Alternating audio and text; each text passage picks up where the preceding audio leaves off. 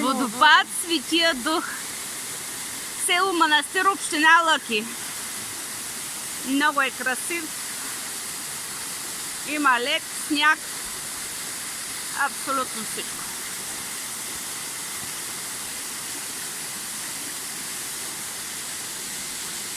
Има едно покритие от сняг, под което водата минава под него.